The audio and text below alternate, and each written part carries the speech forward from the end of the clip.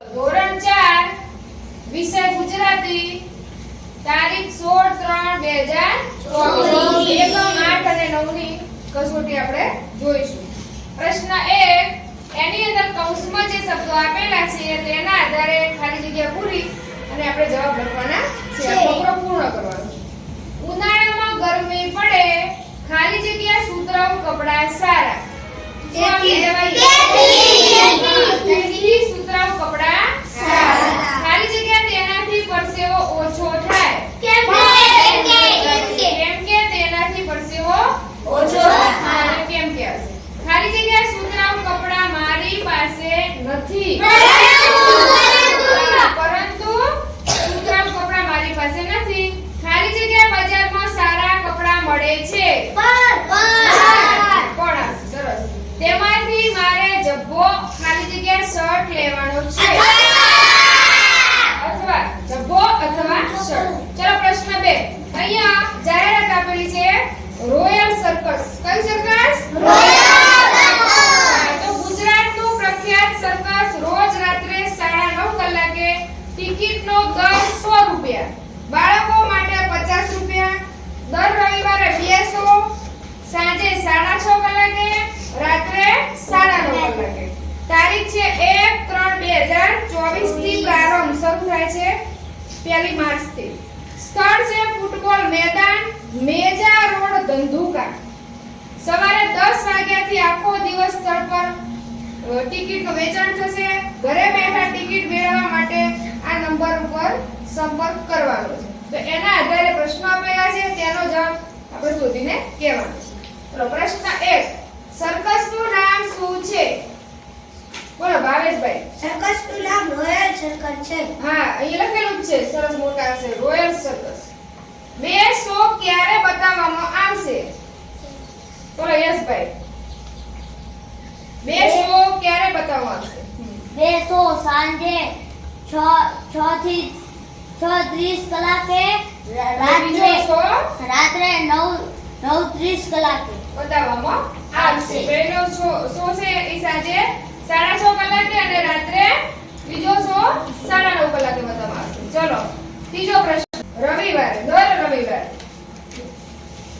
ઘરે બેઠા ટિકિટ મેળવવી છે તો કેવી રીતે મેળવી શકશો?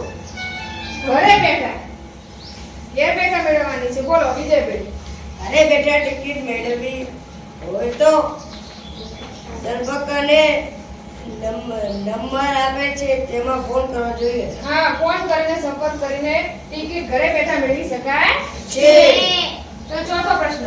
તમે તમારા મમ્મી પપ્પા સાથે સર્કસ જોવા જશો તો કેટલા રૂપિયા ચૂકવવા પડશે?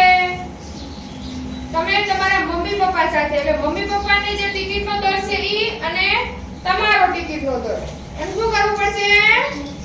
સરવાળો કરવો પડશે. બોલો કુલદીપભાઈ. અગર અમારે મમ્મી પપ્પા ભેગું સર્કસ જોવા જવું હશે તો અમારે 150 રૂપિયા ચૂકવવા પડશે. મમ્મી પપ્પા સાથે તમારો મમ્મીની ટિકિટ, પપ્પાની ટિકિટ અને તમારી ટિકિટ. તો 250. હા તો 250 રૂપિયા ચૂકવવા પડશે. ચલો પાંચમો પ્રશ્ન. આ જાહેરાતમાં કઈ વિગત સુસંગત છે? અ 150 રૂપિયા, બ 4.5 કલાક, ધંધુકા કે રિયલ સર્કસ. આમાંથી કયો જે શબ્દ છે એ આ જાહેરાતને લગતો છે?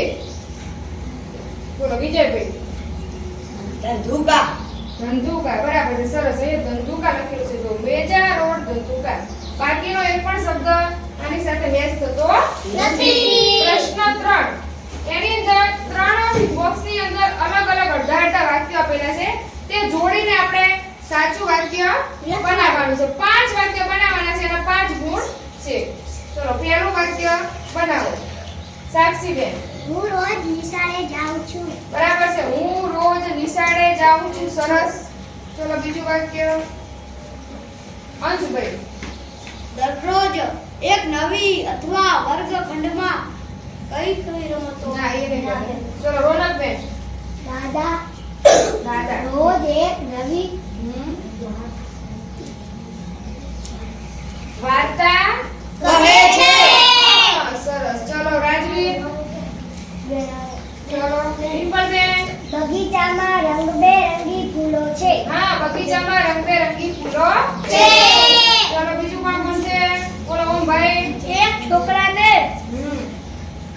રમતા રમતા ઈજા થઈ. બરાબર છે, સરસ, સાચું વાક્ય.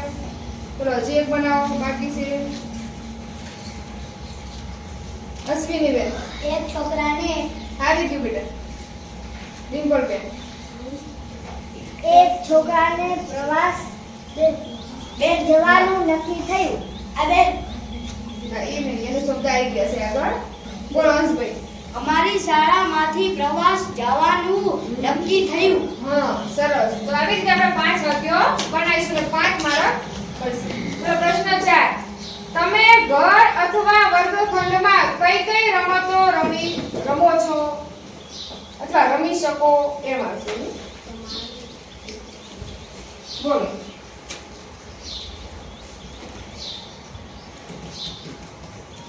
ઘરમાં અથવા વર્ગખંડમાં, બહારની વાત નથી, મેદાનની. બોલો કુલદીપભાઈ.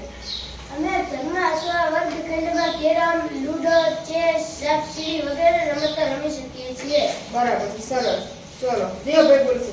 અમારા વર્ગખંડમાં અને ઘરમાં થપ્પોદાવ, સપોદા માટે વધારે જગ્યા બહાર રમવું પડે, ઘરની અંદર રમી શકાય તેવી. બોલો રોનકબેન. અમે શાળામાં ક્રિકેટ, કબડ્ડી વર્ગખંડની અંદર, રૂમની અંદર. બોલો વિરાજભાઈ. લૂડો, હમ. સાપસીડી, સરસ. કેરમ, ચેસ વગેરે પાંચિકા, લખોટી, આવું બધું આપણે ઘરની અંદર રમી શકાય. બાજી પત્તા. બરાબર, સરસ. ચલો બીજો પ્રશ્ન. ફ્રીજમાં કઈ કઈ વસ્તુઓ રાખી શકાય?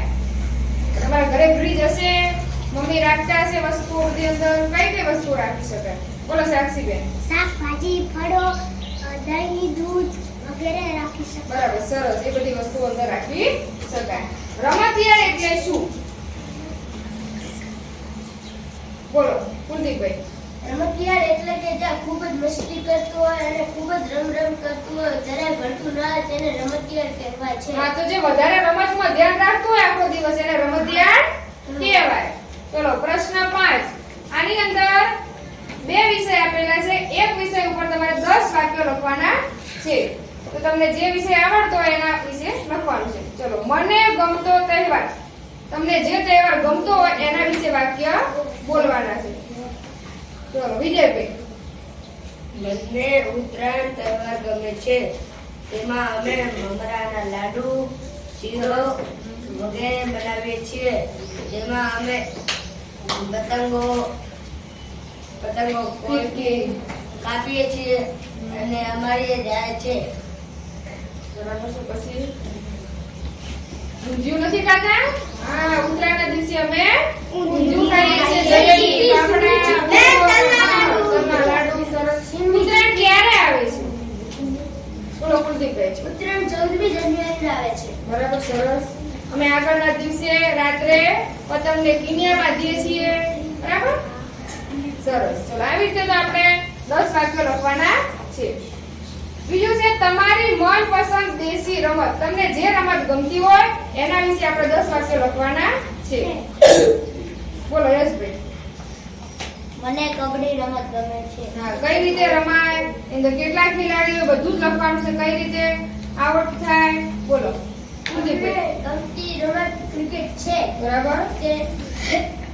તેમાં 11 ખેલાડીઓ હોય છે અને તેને બેટ અને બોલ વડે રમી શકાય છે. બરાબર છે, સરસ.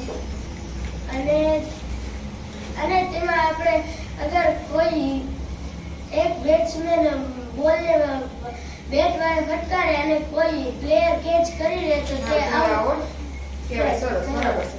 આ કોઈ બોલ વડે સ્ટમ્પ તૂટી જાય તો વિકેટ પડી ગઈ કહેવાય. બરાબર. તો અહીંયા દેશી રમત લખ્યું છે. તો આપણે સાતોડિયું, આંબલી પીપળી, પાંચિકા. હા પાંચિકા, એ બધી રમત વિશે આપણે લખવાનું છે.